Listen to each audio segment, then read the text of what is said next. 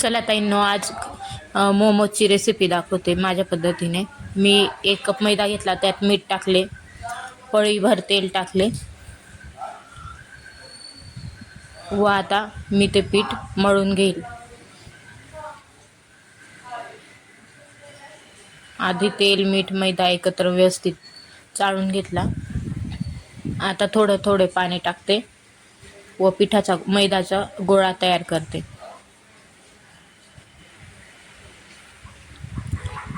आता हा गोळा मी 5-10 मिनटं रेस्टसाठी ठेवते.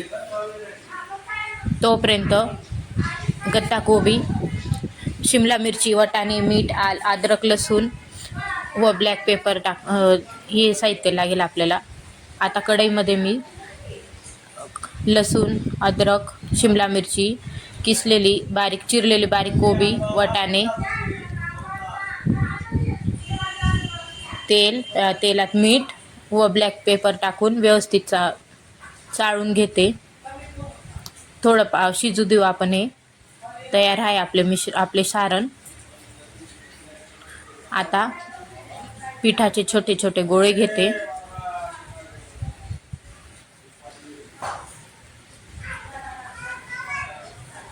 आता याच्या छोट्या पोळ्या लाटून त्याच्यात मी हे मिश्रण भरते.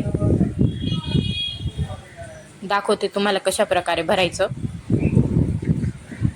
हातावर काहींना नाही जमत, मला सुद्धा काही वेळेस नाही जमत, तर मग मी काय करते, पोळपाटवर ती पोळी ठेवून घेते व त्यात हे मिश्रण भरून अशा प्रकारे मोदकाप्रमाणे वाळते व ठेवते.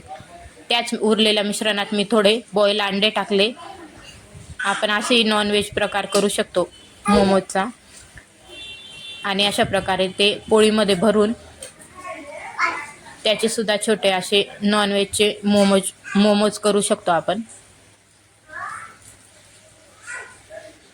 आता हे सर्व मोमोज मी एका कढईत खाली पाणी टाकून जाळीत हे मोमोज ठेवून दिले.